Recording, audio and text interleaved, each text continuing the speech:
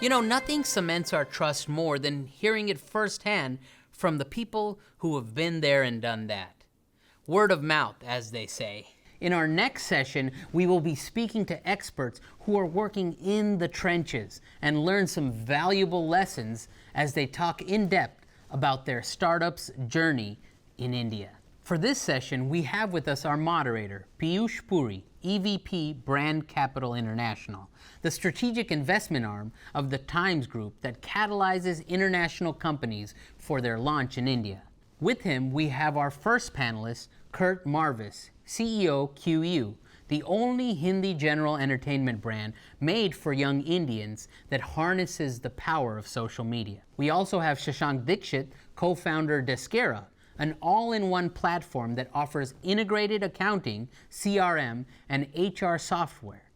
And finally, we have James Jankadi, CEO Audup, a data-driven research platform that provides analytical information on startups and business trends. Are you excited? I am. Over to you, Piyush.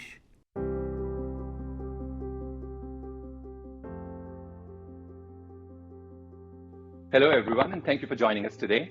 My name is Piyush Puri, and we are here to talk about the truly exciting journeys of the founders and CEOs of some of the most remarkable startups that have forayed into the Indian market.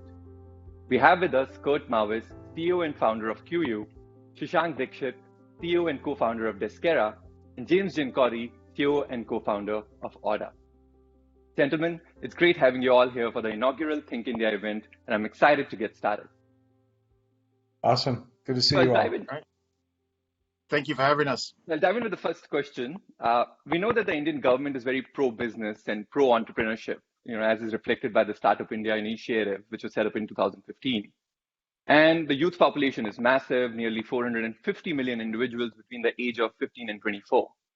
And finally, with more than 700 million smartphones and strong 4G internet penetration across tier 2 and tier 3 cities, India clearly has the strong structural drivers which make for a very robust startup ecosystem, while at the same time being a strong consumer market. So what makes India a special market for you? We'll start with you, Kurt.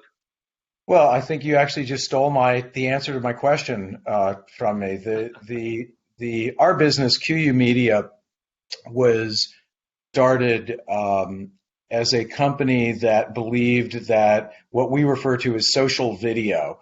Social video is what really started on YouTube and now becomes the video that we see on Facebook and TikTok and Instagram and Snap, et cetera, et cetera. What is that?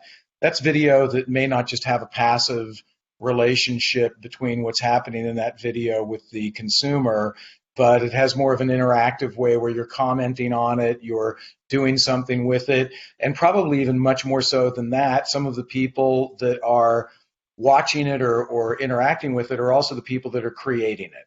The social video has a two-way mechanism that's very different than what watching a passive movie would be. And the company was really built in a way to leverage that. Ironically, our lead sort of first success has been on television, which we can come back to later. But the point of the company was that we believed that social video was the driver for a whole new generation of people. I mean, basically anyone 30 years of age or younger, that's their video platform of choice, might be YouTube or Instagram or TikTok or whatever it might be. And so that's how our company was formed. Well, India, is, most people are probably aware, is not only a hotbed of social video, but it's got this massive population that you just referred to of young people.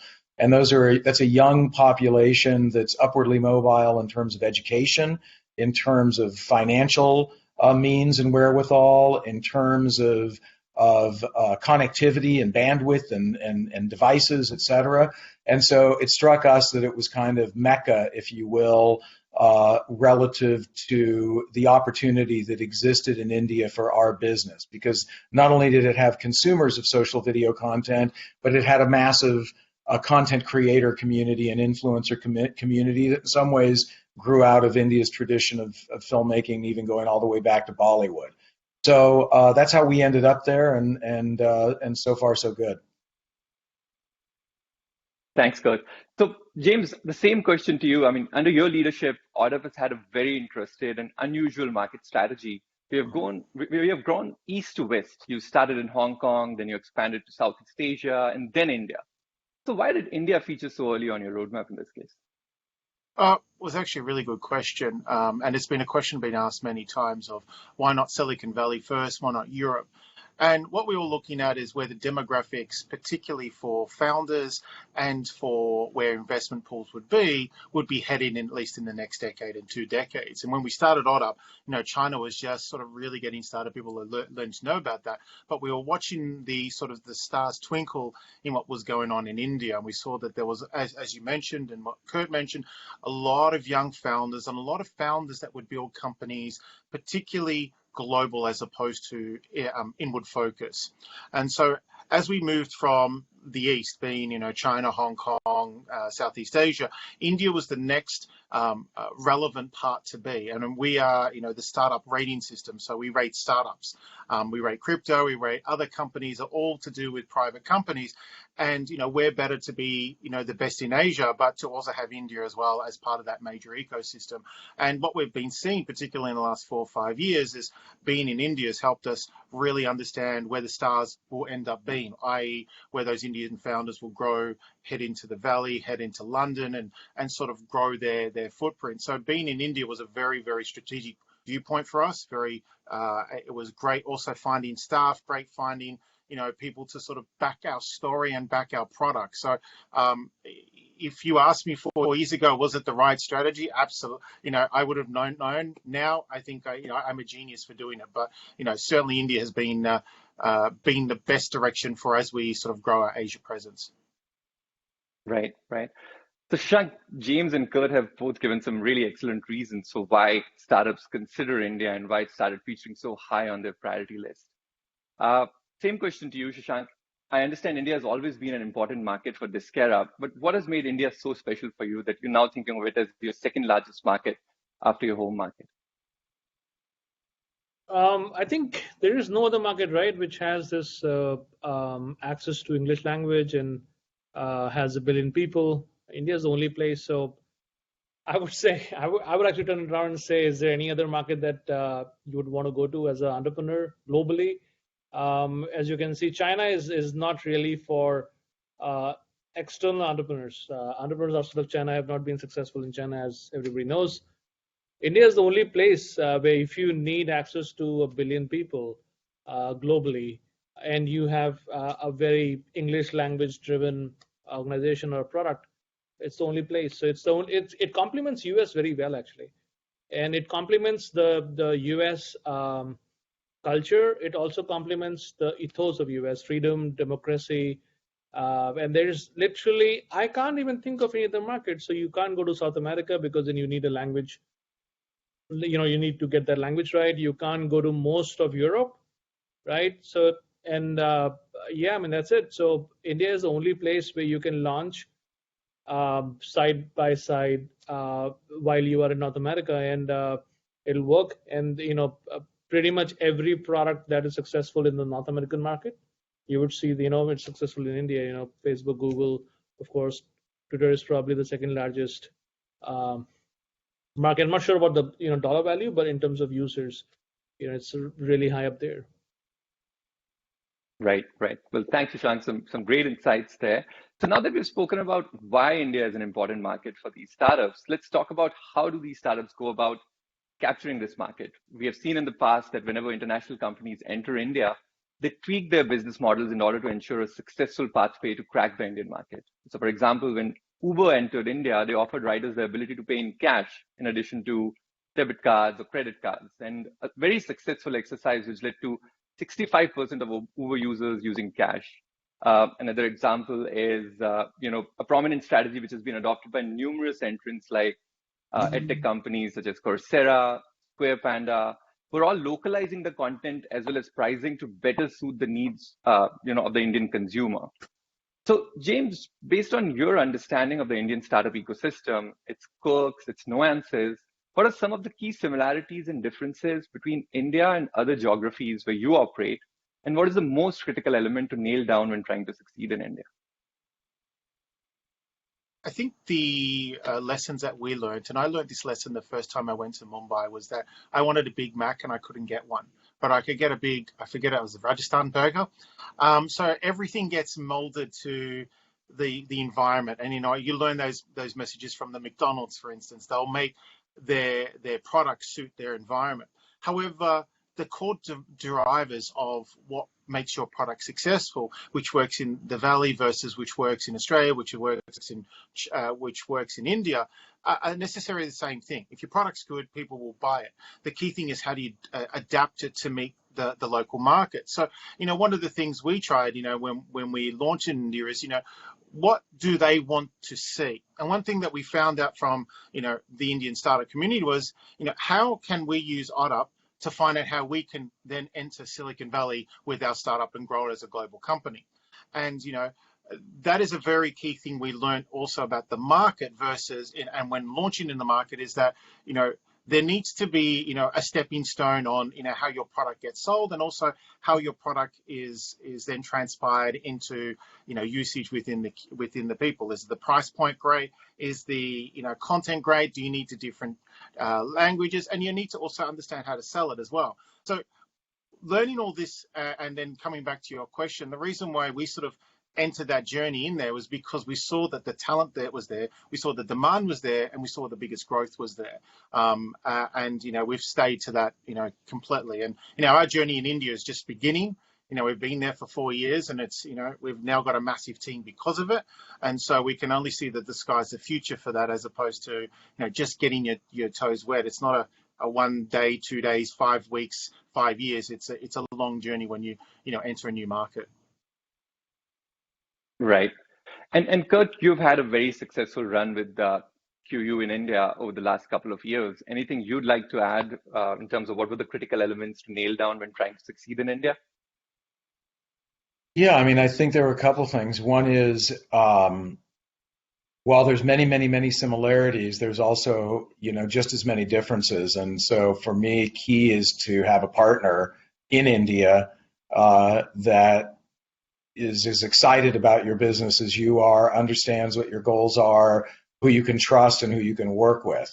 And frankly, our success in India would not be what it is today had I not started kind of with a person and partner, boots on the ground, if you will, in India, that we were sort of simpatico from the beginning. And, you never really know how those things are going to work out until you kind of go into battle together. But we've successfully navigated that, and having someone who's local with local knowledge, local experience in whatever your business might be, for me would always, I think, really be key for me to try to operate our India business from Los Angeles can only work because I have people that are, team members, I guess, and partners, if you will, in India. The other thing, I think we spoke about this once before. I get asked a lot about price points in India and how much you can charge and this, that, or the other thing. And I said, the best price point in India is free, which is why we're a free-to-air channel. Indians love things that are free. That's one of the things I've learned in the years now that I've spent there. And so when you deal with a mass population like that and that dynamic, you can't have a better price point than free. And so that was a strategic decision that we made quite early on. I think it was the right one. It can be painful at first because until you have enough users, free doesn't work very well. And so you have to believe that you're going to create something that really can have some adoption at a level that's going to make an ad-supported business work. Even Netflix, I mean, as powerful as Netflix is, they've had to dramatically reduce their price point in India because you just can't charge that kind of money there. So that's been a big learning point for us as well, and I think you'll see us continue an ad strategy that works, at mass consumption levels on a go-forward basis. Right. So, Kurt, taking a cue from what you just said, talking about local partners, as popular opinion dictates, entering the Indian market requires business executives to navigate risk, complexity, and a fresh set of operational rules in India. And many international companies tried entering India solo, but have not been able to gain that strong traction without key local partners in India. So Shashank, one aspect that I'd like to talk about is from the standpoint of entering the Indian market for Disquera. how important do you think it has been to have a local partner to guide the company through the nuances of the country? And is it necessary to have someone trusted on the ground to keep you abreast with the changes in, let's say, regulations, understand your business in an Indian context, and more importantly, what's your overall strategic framework and business plan for India? That's an unfair question to ask to me, because obviously I have a back office in India and I know India very well, and I'm Indian myself. So we didn't need a local partner. We do have a bunch of partners. We need channels to take your product out in the market. But for a US or an American or a global startup that may not be familiar with India, of course they need a local partner. Goes without saying. And then again, I'll contrast that to my other experience with China. And I say that out loud, right? So, my experience with China and my experience with other countries is that in China it's very opaque. Once you have a local partner, you don't know what's going on. Obviously, you have to have a lot of faith in them, and even then, there are hard boundaries for you, which you can't obviously go beyond. India is more transparent. Now, I'm not saying it's 100%, like all problems solved, but yes, it's much more transparent than China is. Even I would even say much more transparent than a lot of countries in Southeast Asia are. So India is much more much open to transaction and much easier to transact in than other countries. Now, one of the reasons is because we are very English language focused. So all our documents are in English language. Our contracts are in English language. Our the company charters and shareholder documents are all in English, which creates a lot of positivity. So there's a lot of momentum when you're starting a business and everything is English, as opposed to some other country where you can't even, like I was setting up a business in Thailand, and I was signing up documents that I can't even read. So that India, that's a leg up. That's a big, good first step. And then the local good global companies, lawyers and advisors out of Bombay and Delhi and Bangalore, they're plugged in. So one call and they'll set you up. So that's the difference that I saw. Right.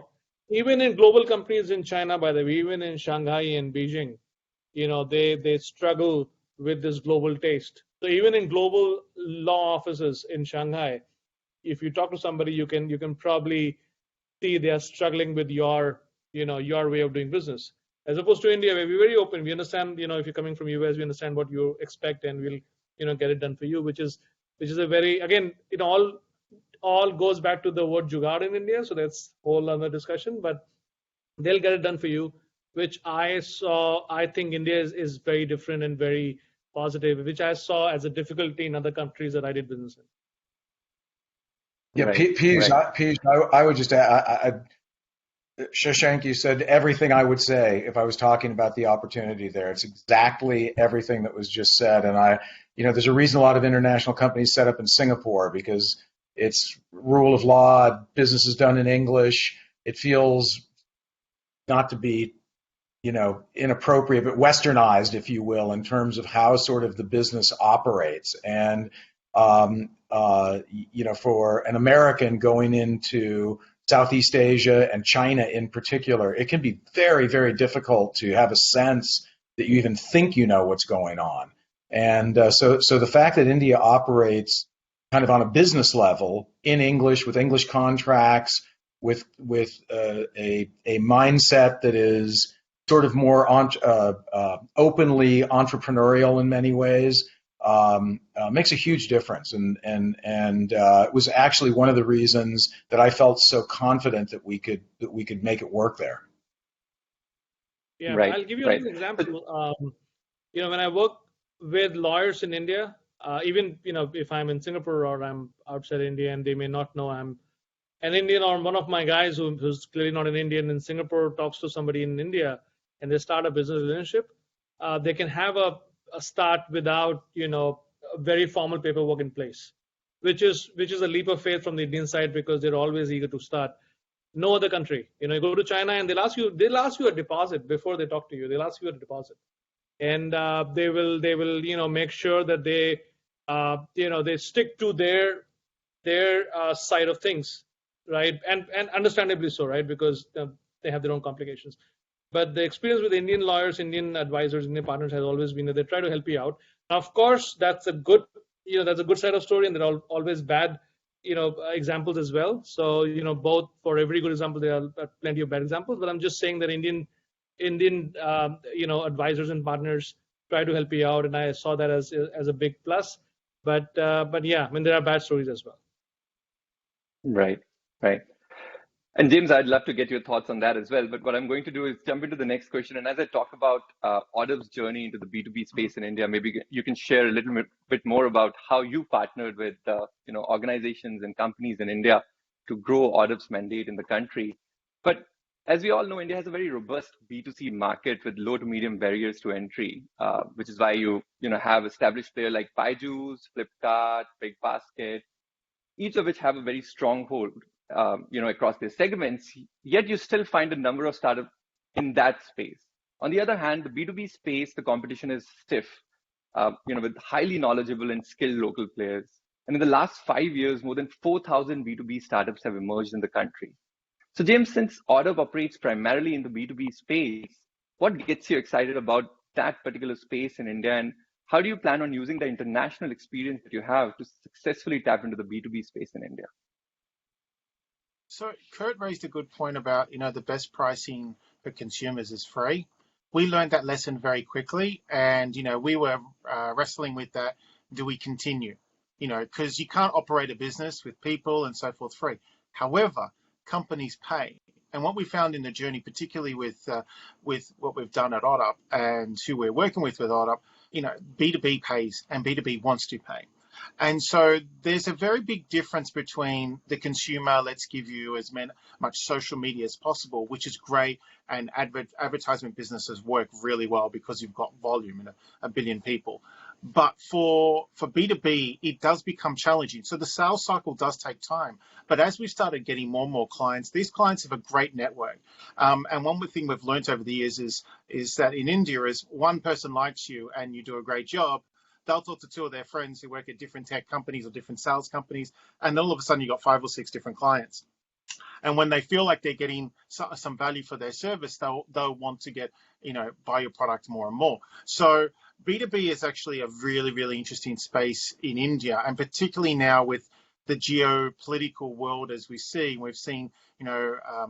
already in this call, people, sort of take sides either way. We've seen a side where India, Japan, Australia,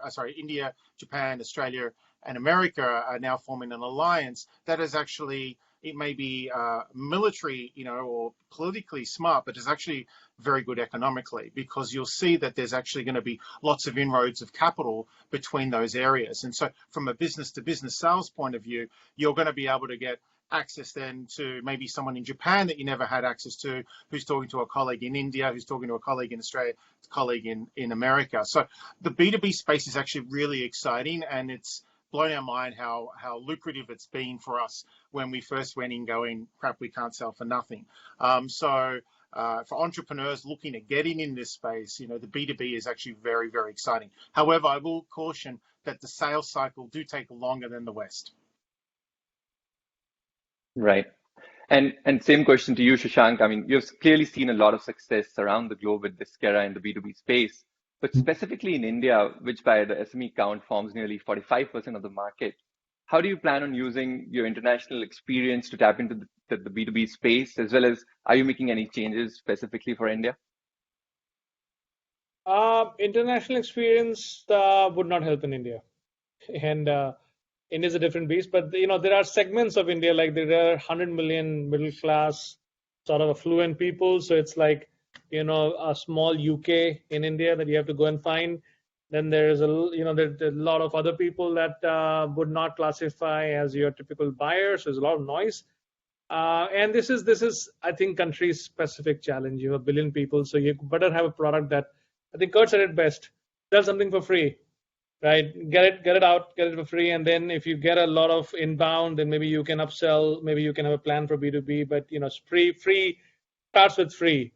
Somebody was telling me Google Apps, when they launched, they basically launched it in India and like one of the geography, and recently a lot of Silicon Valley companies are just launching in India free apps just to get a taste of volume and data, and then they do their classic release in the States. So I'd say start with free. That's what, of course, we do. We have a super app on phone that that people download and then upsell from that point. But there is a sizable market of 100 million sort of mid-market customers that would buy a product. It's just a hassle to get to them.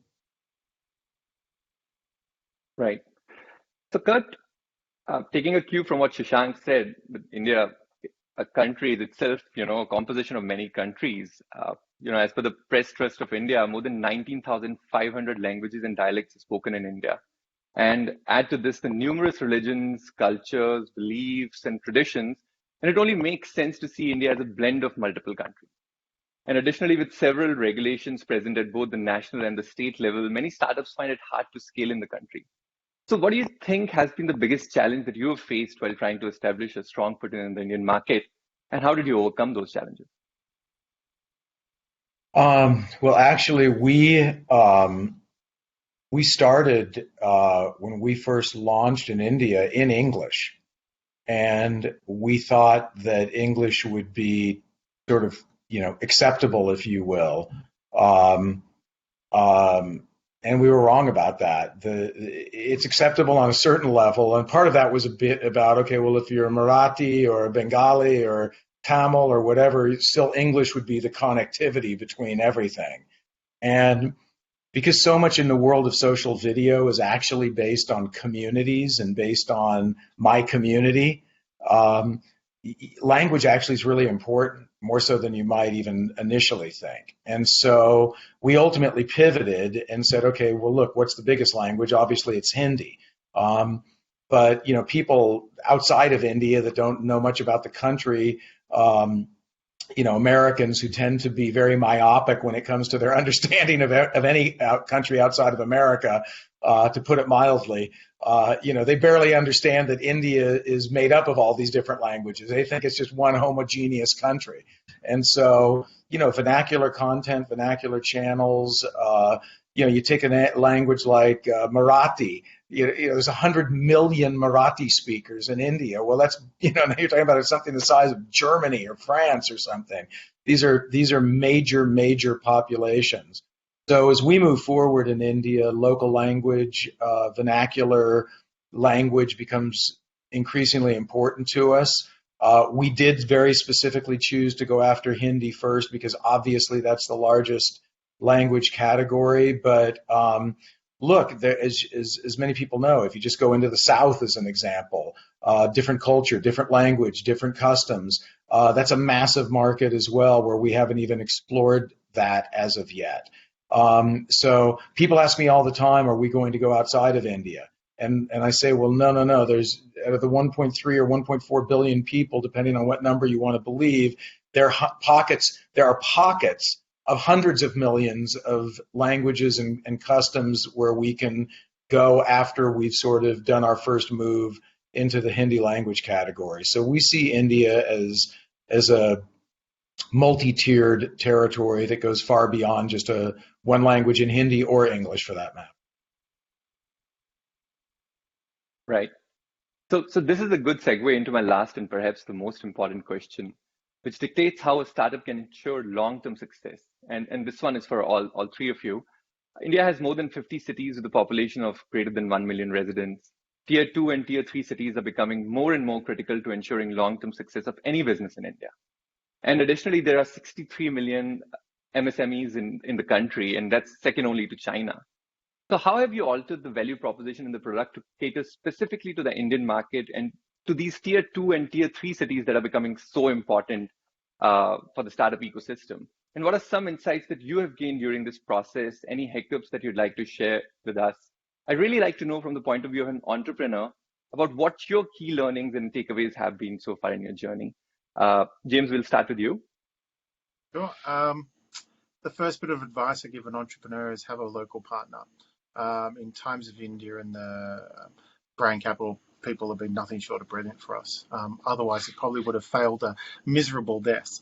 But it's more about from a Western side, understanding the market better. And no matter how much information you've got, the the legs on the ground in different parts will tell you how things work, how the different nuances are. And so, if I was giving myself advice 4 or 5 years ago, I would have said, start at the big tier one cities and sort of get the grounds work. They're a bit more multinational. They're going to understand your product better, being a B2B product. But, there's a tremendous opportunity as you keep on going further. And one of the things I remember people from the team would say was that, it's very hard to be a rock star in LA, but you can be a rock star in a little small town. So start with the small towns and sort of get notification and do the strategy we did in Hong Kong. So when OddUp started in Hong Kong, we were one of the rock stars. We weren't competing with the companies from China. We were one of 6 or 7 companies who all ended up doing really well because, we had all the eyeballs focused on us. And so if someone was going to go to India, the same approach can work. If you're going to try and, go to a smaller town and sort of, make them feel appreciated, speak their language, sell to them in the way that they want to be sold. But that's relevant not just of India, but anywhere on the planet. So, but taking it back, you need help. And if you've got people who can help you on the journey, especially from a Western side or also an Eastern side, as we are as part of a company, that really, really helps. Otherwise, you're doomed to fail. So we're glad we didn't go that path. And, we're thankful for our support, particularly with Times of India on this. Thank you, James. Some excellent advice there. Shashank, anything you'd like to add to that? I think, so I would suggest pick a city. I think learn that from Indian startups. So Swiggy has to launch a new product, they'll launch it in Bangalore and they'll perfect it in Bangalore. And pick a city. Yeah, what Kurt said, like India is not, one giant homogeneous country. There are 28 states, I'm sorry, and there are tens of languages. So pick a city, pick a state, let's say you pick Delhi. And out of those 50 cities that you said, I think 5 are next to Delhi, right? So you would have Gurgaon, Noida, Faridabad right next to Delhi. So you'll get one big city and then 5 small cities right in Delhi. And Delhi and around is probably 50 million people. So if you have to be successful in India and you're not successful in Delhi, then you're not going to be successful in India. Just pick a place, pick a location. And again, I'm talking about B2C more than B2B. So I'm talking more volume. If you're doing a volume business or you want a volume, let's say you're launching a new app, right? You made a new app and you want to launch in India. Pick Delhi. Run a small campaign in Delhi and you'll get a better bang of buck than anywhere else in the world. Just pick a location and any city, Delhi, Bombay has like 5 cities next to it, and then start from there. Right. Thanks, Shashank. And lastly, your views, Kurt, before we sign off. We spoke about having a partner. We have all sort of mentioned that, and obviously, brand capital, of course, as a partner is critical to what's our ultimate goal, which is building a universally recognized brand, and that's critical. But for me, I think it's patience and perseverance, which I would say in any entrepreneurial venture, India or not, it's patience and perseverance. It's my standard joke is we'll be an overnight success in 10 years, and Misho just, hit a $4.9 billion valuation. Well, as extraordinary as that is, everybody has this sense that it happened in 2 years. It didn't happen in 2 years. They started the company in 2015. That's 6 years ago. Okay. And that's very fast for them to get to that level in 6 years. It certainly didn't happen in 2 years. And when we came, we've been in India now for 5 years. It took us 4 years before we gained any real traction.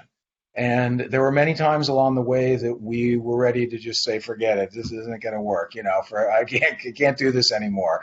So that perseverance and persistence is there. I think if you go into the India marketplace and you have a plan that says it's going to take me at least 5 years to gain traction, and you do gain traction, then what India offers is scale that you can almost not get anywhere else in the world, maybe nowhere else in the world. And so I think, the exciting part of India is if you can get in there and stick and make it work in a local in Bangalore, Delhi, or these places that still have tens of millions of people, and then stick with it, the opportunity for true scale is beyond anywhere else on the planet Earth. So just to sum up what the three of you said, first of all, identify the demographic you want to go after, identify the geography you want to target, find local partners who can help you springboard into the Indian market, and then have patience, because it does take a little while to start harvesting returns out of the Indian market.